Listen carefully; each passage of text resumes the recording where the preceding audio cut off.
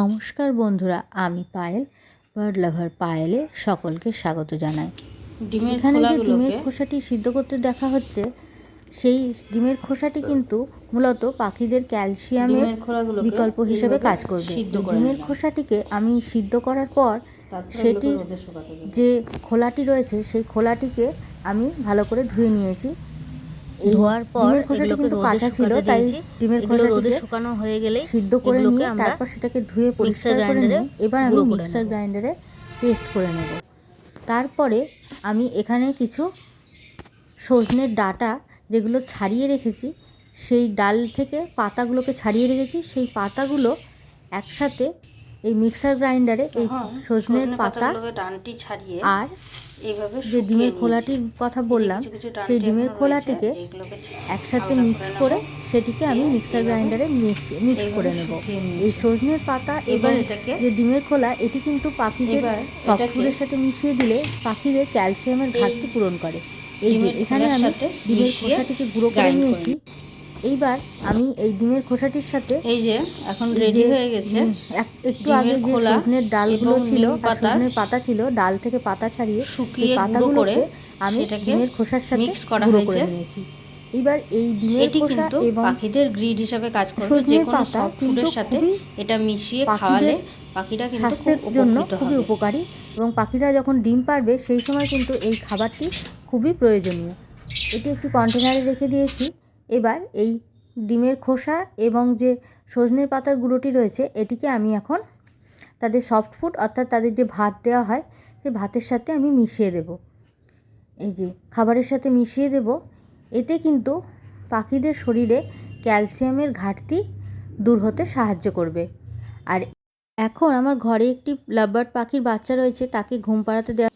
এখানে একজনকে আমি ঘুম পাড়িয়ে রেখেছিলাম, সে আদৌ ঘুমাচ্ছে না ঘুমায়নি সেটা দেখতে হবে। দেখি তো, জিগি আছি। কি সাহস, কি সাহস! ঘুমাতে বললাম। এই টফি, তুই না ঘুমিয়ে জেগে আছিস? হ্যাঁ, এই টফি, টফি না ঘুমিয়ে জেগে আছো? হ্যাঁ, ঘুমাও ঘুমাও ঘুমাও ঘুমাও। পাখিটিকে ঘুম পাড়িয়ে আবার চলে এলাম পাখিদের একটি শারীরিক সমস্যা দূর করার জন্য। এটি কি সেটি এখন আলোচনা করব।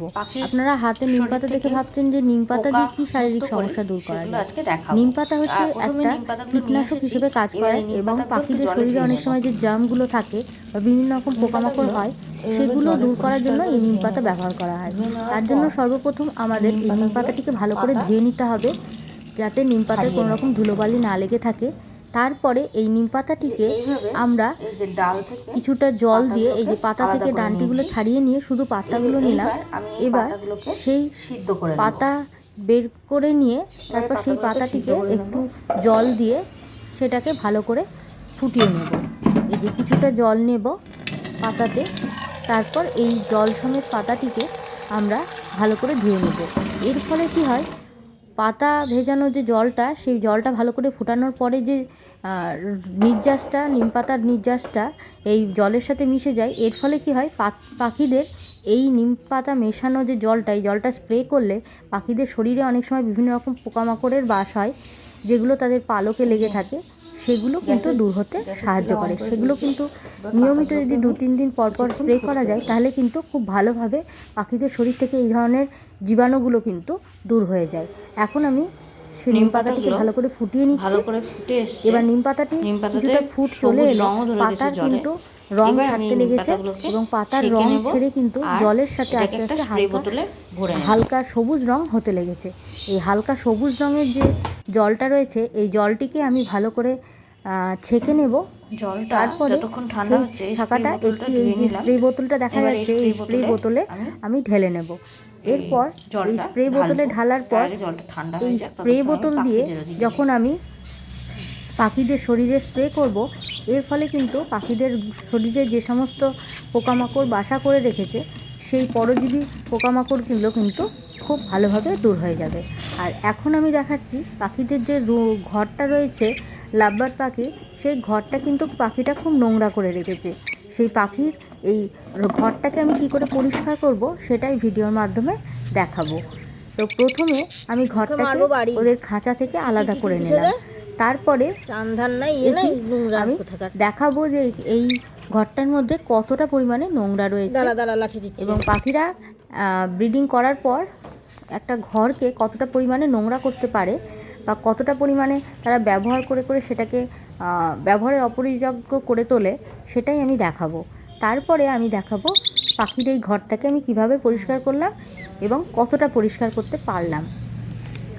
এই ঘরটাকে এবার আমি যখন তাদের খাঁচা থেকে বের করে নিচ্ছি, তখন কিন্তু পাখিগুলো সব ভয়ে জায়গা না পেয়ে তারা কিন্তু ডালে বসে আছে। এবার আমি পাখিদেরকে দেখাবো, তাদেরকে আমি রোদে রেখেছি, যেহেতু তাদের একটু পর নিম পাতা স্প্রে করব তাদের গায়ে, তাই জন্য আমি তাদেরকে বাইরে রেখেছি। এই যে দেখা যাচ্ছে কতটা নোংরা হয়েছে তাদের ঘরটা।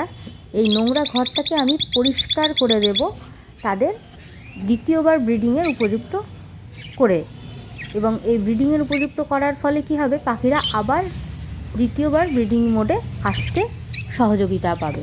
এবং এদের এই যে নোংরা যে তাদের ব্রিডিং বক্সটা রয়েছে, এই ব্রিডিং বক্সে যদি তারা পুনরায় ব্রিডিং করে, তাহলে কিন্তু তাদের যে ডিমটা পারবে সেই ডিমে বিভিন্ন রকম জীবাণু আক্রমণ করবে এবং পাখি যদি বাচ্চাও ফোটায়, তাহলে সেই বাচ্চাগুলো এই জীবাণুর আক্রমণের ফলে কিন্তু বাচ্চারা মারা যাবে। কারণ পাখিদের বাচ্চা কিন্তু যখন জন্মায়, তারপর কিন্তু তাদের শরীরে অতটা শারীরিক ক্ষমতা থাকে না জীবাণু প্রতিরোধের জন্য। তাই তাদেরকে সবসময় পরিষ্কার পরিচ্ছন্ন জায়গায় রাখতে হবে এবং পরিষ্কার পরিচ্ছন্নভাবে রাখতে হবে।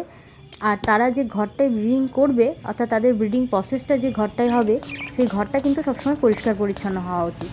এই যে আমি চলে এসেছি স্প্রে বোতলে জল ভরে, এবার জলের সাথে কিছুটা নিম জল মিশিয়ে আমি তাদেরকে স্প্রে করতে চলে এসেছি।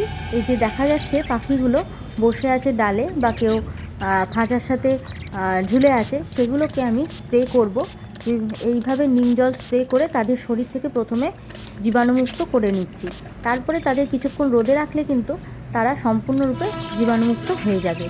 এর জন্য কিন্তু আমাকে আলাদা করে কিছু করতে হবে না, কারণ এগুলো যেহেতু প্রাকৃতিক উপায়ে স্প্রে তৈরি করা, সেহেতু এগুলোতে কোনো রকম ক্ষতিকারক পদার্থ মেশানো নেই এবং কোনো রকম কেমিক্যাল না মেশানোর জন্য পাখিদের কিন্তু কোনো রকম ক্ষতি হবে না। পাখিরা কিন্তু প্রথম দিকে বিরক্ত হলেও আস্তে আস্তে কিন্তু এই স্প্রে বোতলের সাথে মানিয়ে নেবে। আর আমি কিন্তু লাভবার্ডের সাথে সাথে বা জিয়ার পাখিগুলোর যে তাদের ঘর রয়েছে বা তাদের যে জায়গা রয়েছে, যে খাঁচা রয়েছে, তার মধ্যেও কিন্তু স্প্রে করে দিচ্ছি, যাতে সব পাখিরাই সমানভাবে এই স্প্রেটা পেয়ে তাদের শরীরের উপকৃত হয়।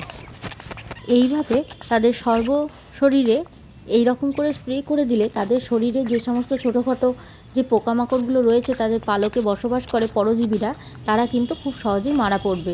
এবং এটা প্রাকৃতিক উপায়ে এই নিম জলটি তৈরি করার জন্য তাদের কোনো রকম শারীরিক ক্ষতি বা অসুবিধা হবে না।